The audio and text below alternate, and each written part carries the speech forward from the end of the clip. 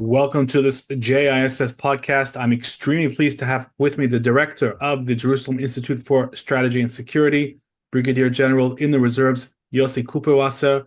We've got a lot to unpack. Obviously, we're going to be starting with Iran. Yossi, how are you today? I'm fine, confused and fine. I think that's a very accurate summary for how many people are feeling, but hopefully we'll be able to clear up at least some of the fog while we can't commit to clearing up all of it, of course. But as we speak, we've got a lot of reports that have left a lot of people really confused. On the one hand, we're hearing that President Trump is approaching some sort of interim deal with the Islamic Republic. According to multiple media reports, the Israeli defense establishment and potentially Prime Minister Netanyahu himself are not very pleased with what they're hearing, but we haven't heard the final terms of the deal. And President Trump himself has said anybody who claims to know the full terms is wrong. Do you think that Israel should be worried? That's the first question. And after that, I have got a whole bunch of others about the Iranian arena. Well, everybody should be worried because we don't know the details of the deal, and we are worried that some of the details are not to our satisfaction. It's a very complicated situation. We understand that President Trump understands how critical the situation is and how necessary it is for him to reach a deal that really makes sure that Iran doesn't have the capability to produce nuclear weapons in the future. But we are not sure that the Iranians have given up on this project and that are not going to be able, in spite of this or that way of phrasing their commitments, to keep the capability to produce nuclear weapons in the future. And there is also the fear that this is going to be also only an interim deal that would not put an end to this capability of the Iranians. And it's really unclear what this deal is all about. And at the same time, it's not clear that if we resume the fighting, the situation is going to change dramatically. I mean, much is going to be changing on the ground, but the ability to reach a deal is not guaranteed anyhow. So it's a very frustrating and confusing situation.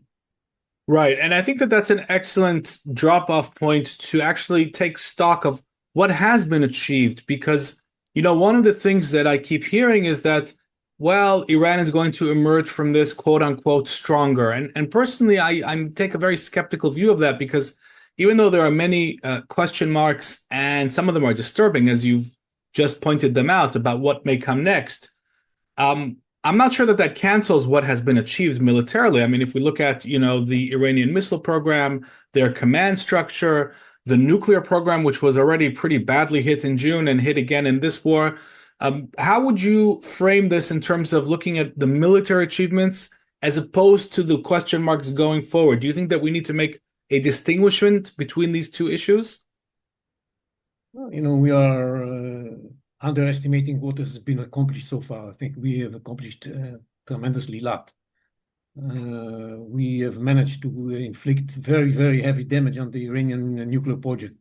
They lost all the main facilities of this project, including the enrichment facilities in Natanz and Fordow, including the conversion facility in Isfahan, including many of the facilities that were used in order to turn this material into a weapon. All the facilities in Palchin and elsewhere, many, many facilities that were attacked in this context and destroyed, obliterated, as President Trump uses the phrase. And we hit the tunnels in which the Americans hit the tunnels in which the Iranians keep the highly enriched uranium in Isfahan. A lot of damage. And of course, on top of all of that, we caused unrepairable damage to the scientists that were leading this project, and 12 of them also were eliminated. The Iranian nuclear project is in a totally different place to where it was a year ago and even a couple of months ago. Right. Definitely, the first damage done during Operation Rising Lion was even more important in this respect than Midnight Hammer. Right. But what happened in February, March, April is also important in this respect. Also, when it comes to the ballistic missiles project. A lot of damage was done to that project, especially when it comes to the capability to produce new long-range ballistic missiles. And we have to remember also that the ballistic missile project is a part of the nuclear project. If you want to have a nuclear weapon, you need a delivery system. The delivery system the Iranians are building on is long-range ballistic missiles. So when we prevent them from the capability to produce these missiles, it's hitting the nuclear project as well. Yes. So all of that is amazingly important, and the damage done to their air defense systems, and the damage done to their air force and to their navy is beyond repair. So it's we had really very impressive achievements, and on top of all of that, we caused a lot of damage to the Iranian leadership. This is not the same leadership that used to be there for so many years, since 1999. So we are talking about a different leadership in Iran. It's the same regime, but a different leadership. And we have to bear that in mind as well. A lot of things were accomplished. The common denominator of all these things is that these are things that can be achieved through the use of military air power. The point is that we have put to ourselves goals that cannot be achieved with military air power, and we want to achieve them too. And there's a gap here of what can be done in order to do that. And we have to realize that this is not going to be achieved through the use of air power. Right. And the first and most important issue in this respect is to deprive Iran from the highly enriched uranium that they have produced in the last couple of years. That enables them to produce, if they have the conversion facilities and the other capabilities to finally enrich this material from 60 to 90% or from 20 to 90%, this can enable them to produce many, many weapons. Right now, they don't have the capability to enrich, so it's not an immediate problem. Yes. We don't want to have a war every second year, so we want to finish this job in this war and convince them to give up on the material. And we cannot hit the material itself. It's hidden inside the mountain, deep inside the mountain. And this is an attempt to convince the Iranians to give it up in the context of these negotiations. Secondly, there's this question of putting an end to the capability of Iran to launch ballistic missiles. We hit hard the capability to produce new ones, but we still can use the ballistic missiles they have. We haven't managed to bring an end to this problem during the war, and it doesn't seem that we are going to be able to do that even if we resume the air offensive. So it's another problem that we have. And a third problem, which is the most painful one, is that you can't change the regime only through the use of air power. Right. We would like very much to see the regime changed, but we have to realize that this is not going to happen just because we bomb this or that facility or kill this or that leader. There are enough people who are going to replace them. And that's something we have to bear in mind. And the point is that we are trying to do all of that with while we tie our hands behind our back because we are not going to use boots on the ground, as we say. And for some of these goals can be achieved only with boots on the ground, but we are not going to do that, neither the Americans. Yeah. Definitely not in large scale, maybe some local operation here and there. And secondly, we are trying to avoid hitting major facilities in Iran because we have in mind this idea that someday the regime is going to be changed and we want to be able to enable this new regime to govern Iran successfully. And if you're going to hit the power plants and the oil facilities, so how they're going to function? And, we are very compassionate people, and we don't want to cause damage to the civilians of Iran. We want to cause damage only to the military capabilities of Iran and the nuclear project, strategic projects. Right. So this complicates the situation even further.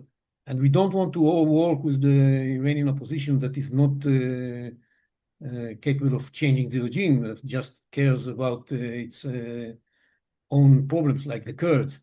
So that's another reason why we don't lash the opposition against the regime.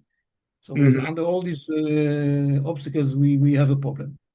And on the other hand, the Iranians managed to make the utmost of the little assets they have, closing the Hormuz Straits, trying to strangle the international economy and take it hostage. And this complicates the situation even further. And having said all of that, coming back to your question, to remind ourselves of what was the question, the military achievements are immense, really very, very impressive and meaningful. But we want more. We want more, and the more we want, we have to accomplish through negotiation. I think that's a very important analysis that you put out just now, Yossi, because you're making a very clear distinction between the military achievements, which, as you say, are immense and impressive, and reality changing in terms of harming Iran's ability to project its poisonous ideology throughout the region. But you're also touching on the open questions that are critical going forward.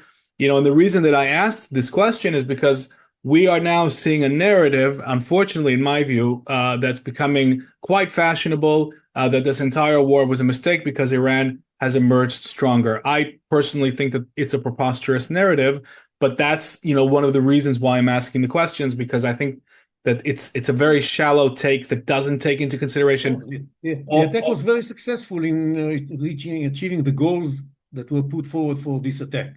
Right. But we have another set of goals to which we have difficulty in reaching only through air offensive.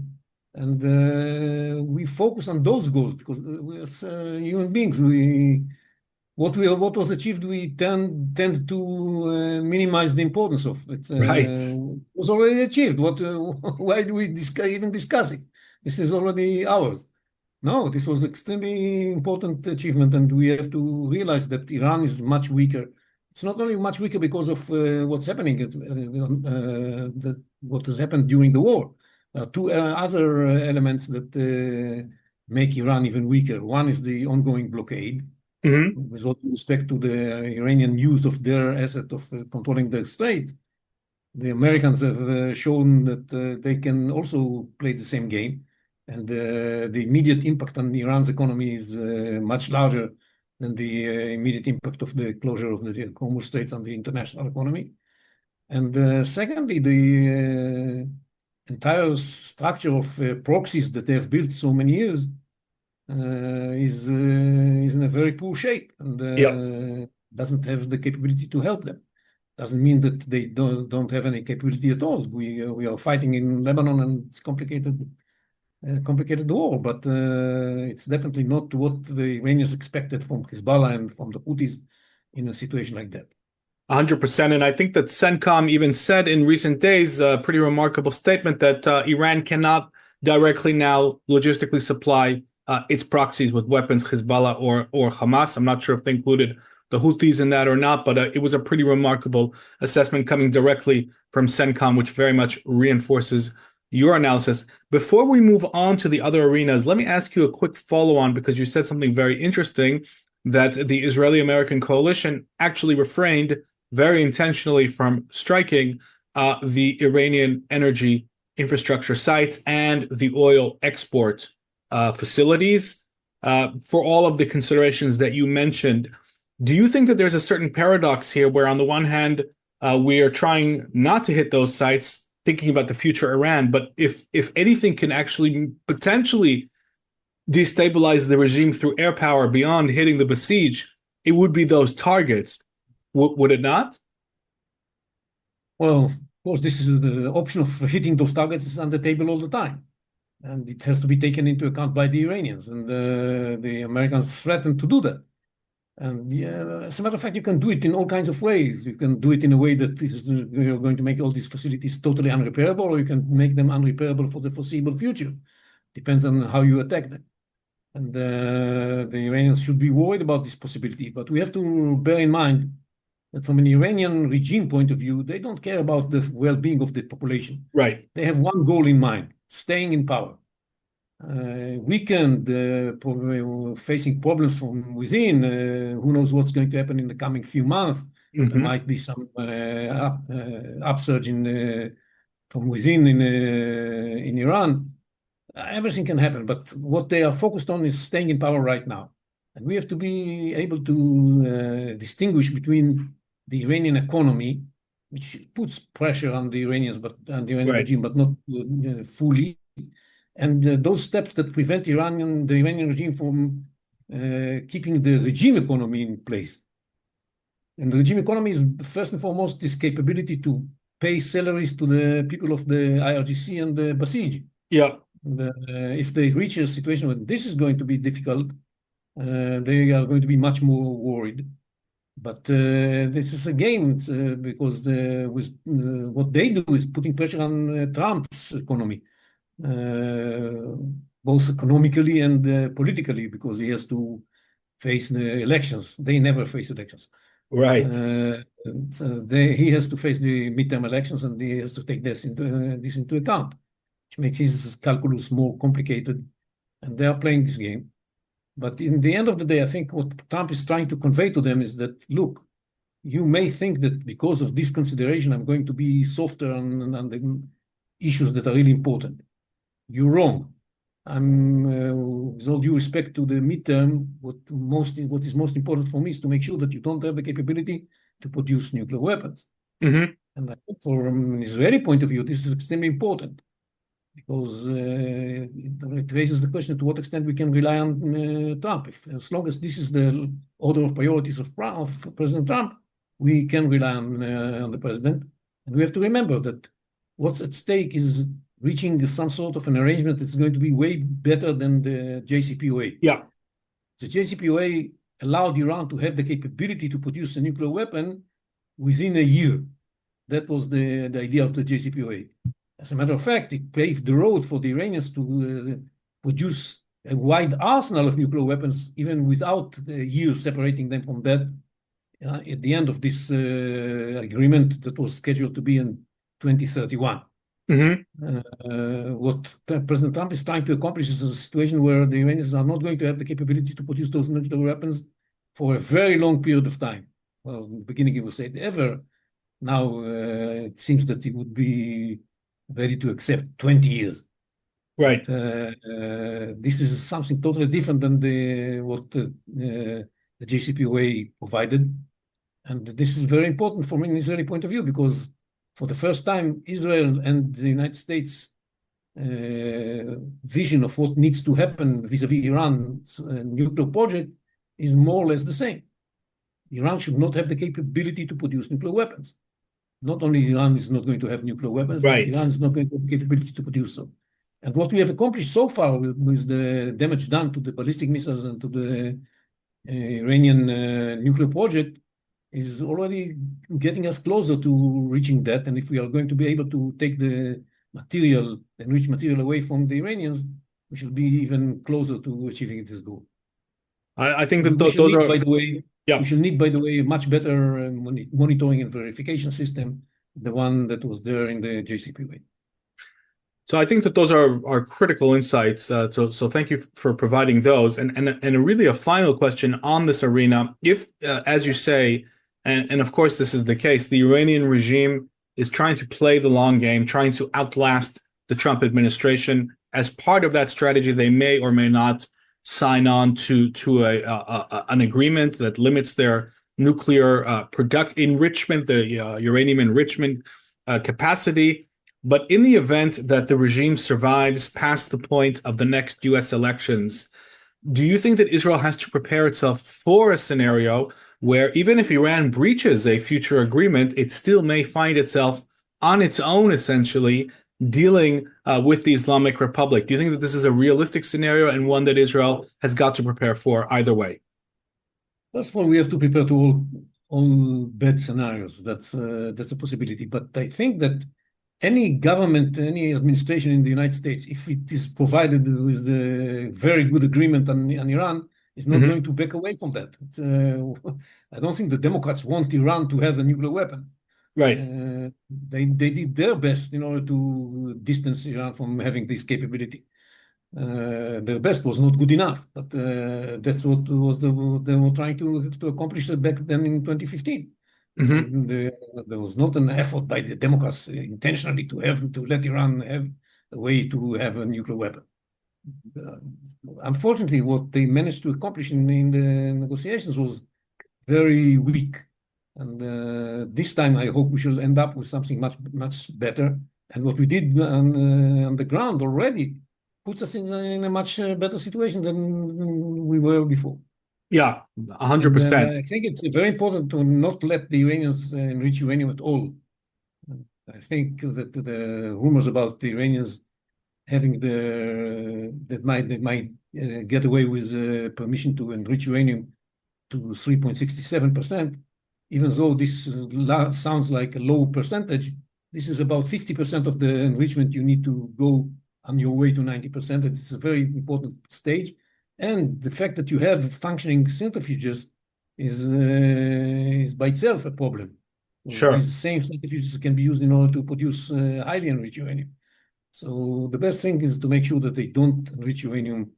And by the way, they say themselves, we don't want to have a nuclear weapon. Okay, if you don't want to have a nuclear weapon, don't enrich uranium. Right. If you need enrich uranium for all kinds of civilian projects, you can buy them in the international market.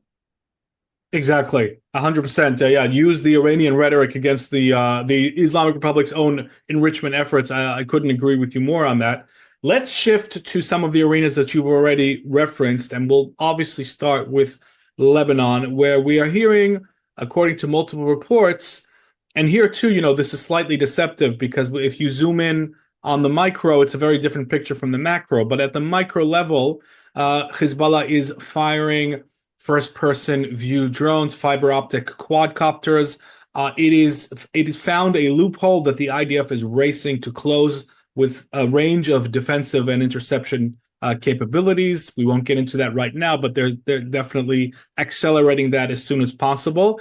And Hezbollah has in many ways reverted back to its guerrilla terrorist mode. It's kind of how Hezbollah, I think, got started in the 80s and 90s, operating in an Israeli security zone in southern Lebanon, conducting hit-and-run attacks. But at the same time, the reason that it's in this position is because it too was severely strategically weakened across a range of parameters over the past rounds of fighting. But we are hearing a lot of frustration about the fact that because the United States has requested from Israel to fight Hezbollah essentially with one hand tied behind its back and to limit the strikes most of the time to southern Lebanon, to not retaliate in Beirut, not retaliate in the Bekaa Valley, we are hearing a lot of frustration, I think, from the Israeli defense establishment saying, look, this situation can't last. We have to be able to hit Hezbollah everywhere across Lebanon. So just if you can address this particular tension that we're facing and the fact that,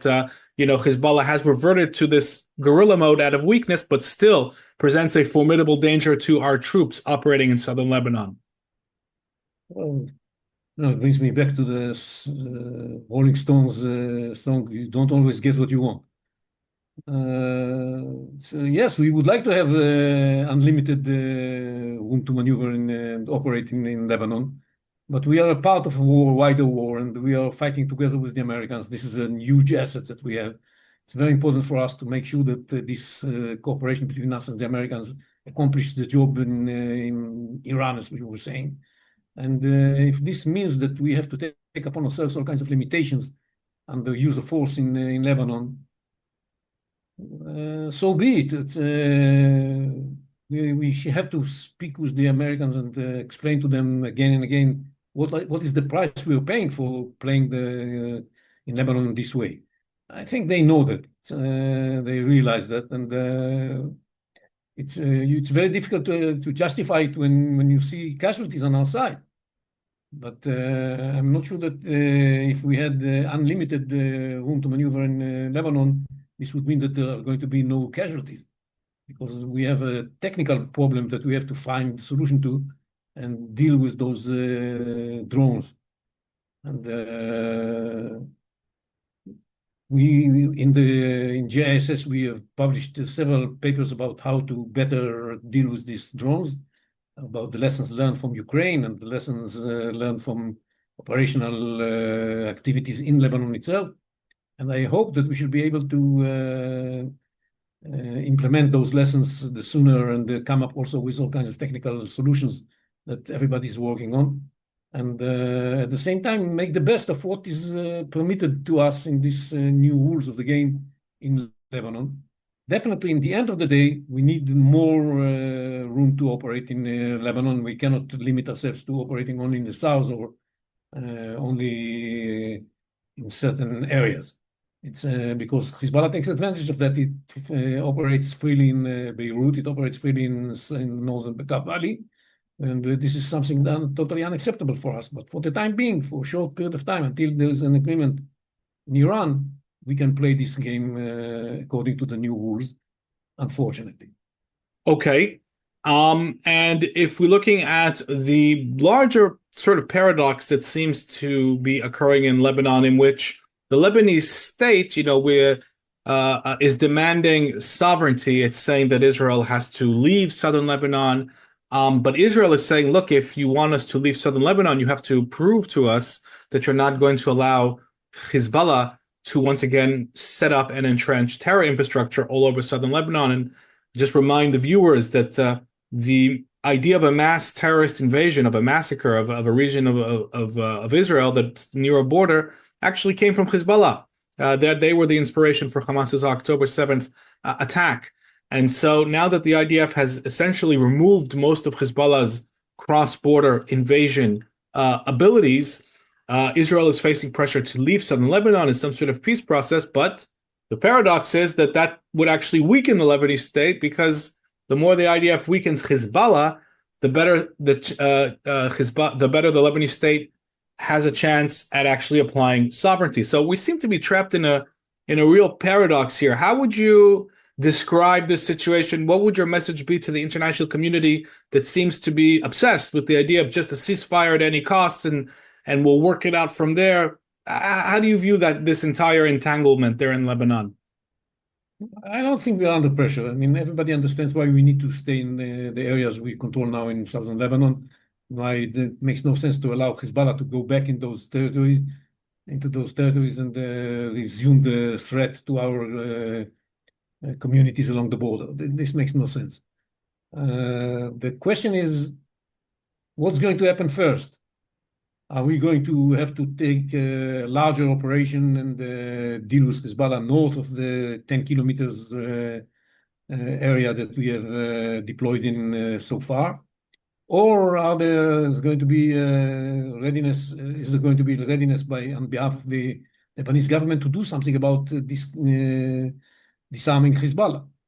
So far, they speak highly about the necessity to do that and the readiness to do that, and they negotiate with us all kinds of things that might happen in Lebanon once they do that, but they don't do it. Right. That's a problem. If they had done what they are supposed to do, we would have been in a totally different place, and then the pressure might have been built on us to redeploy and leave this area. But we're not there. We're not there. And Hezbollah is still operating in southern Lebanon, and of course in central Lebanon, in Beirut area, and then Bekaa Valley. They are not disarming it. And so there's no point in putting pressure on us. We can meet them occasionally and speak about the day after and how Lebanon is going to be looking once Hezbollah is disarmed. Wonderful, but it's putting the carriage in front of the horses. Right. We have to do things in order, and the right order is to put pressure on Hezbollah, disarm Hezbollah, and then reach an agreement that would allow the Lebanese army to redeploy in the south, in the entire south, maybe with a limited area under Israeli control, just to make sure that nobody returns it until we get totally assured that Hezbollah is not armed anymore and that doesn't pose a threat to Israel. This is not going to happen anytime soon, so we shouldn't hurry up. And in the meanwhile, think we should act very decisively against Hezbollah and make sure that they realize that one of the things that can prevent them from launching those drones is that they're going to pay a heavy price for doing that. I think Israel is in the business of delivering this message. And we take harsh measures against Hezbollah infrastructure in the south in order to convey this message to Hezbollah. Look, we are not going to be shy about taking harsh measures if you are not going to stop launching those drones. Right, right.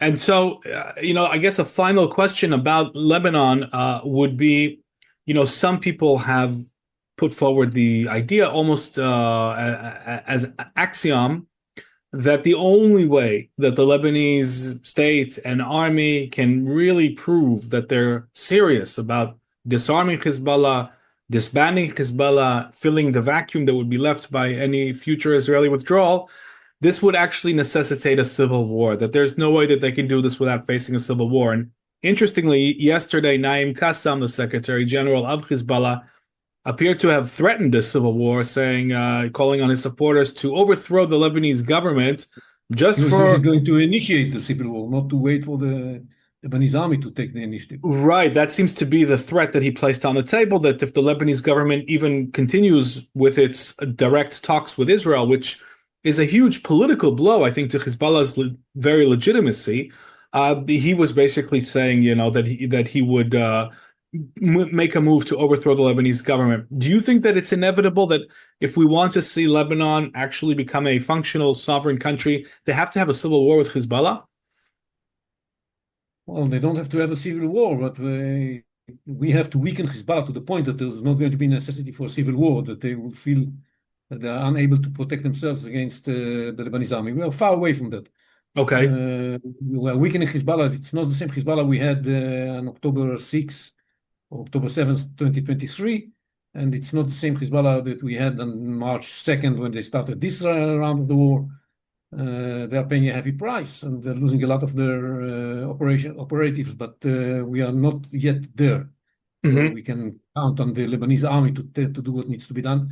But Hezbollah is under a lot of pressure, not only because, look, its legitimacy is being questioned by the Lebanese government, by the Lebanese people. More and more people, all the polls in Lebanon indicate that the people of Lebanon are fed up with Hezbollah. Mm-hmm. Even some of the Shiite community are fed up with Hezbollah. Definitely the Christians and the Sunnis and the Druze. Yeah.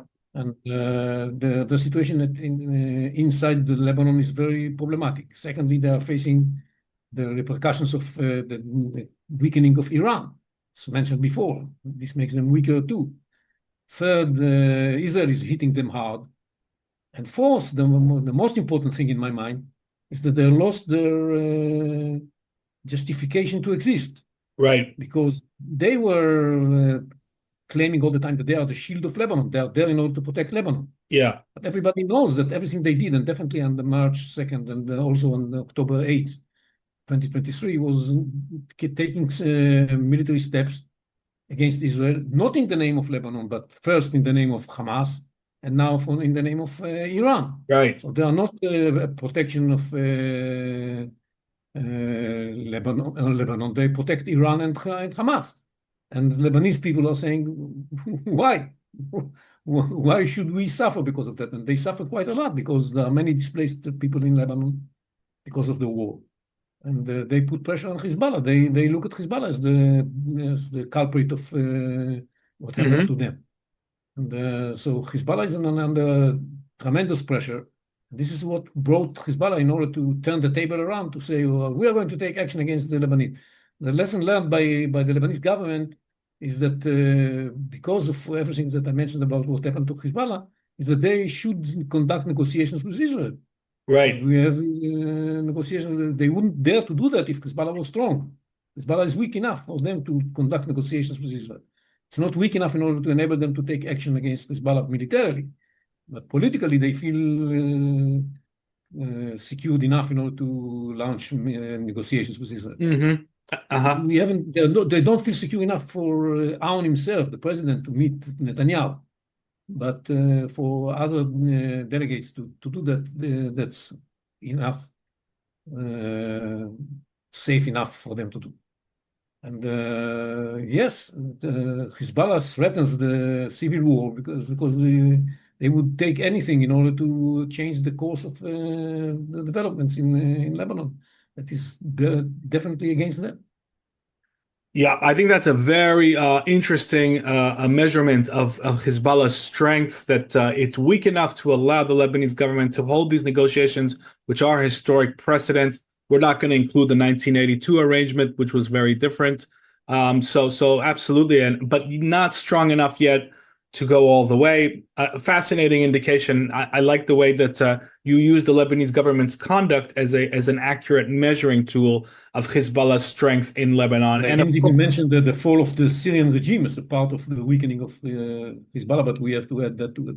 right, of course, they are now facing across the border, instead of an ally and a central member of the Iranian axis and an arms smuggling zone, they're facing a rival Sunni regime. In fact, the very people that they spent a decade fighting in Syria, in Idlib and across Syria, their enemies, are now in control of Syria and actually trying to disrupt their arms smuggling with a fair amount of success. So definitely, I think all of that adds up. Now, in the time we have left, and speaking of terror organizations that bring disaster on the heads of the people that they claim to defend, let's shift to the Gaza Strip, to Hamas.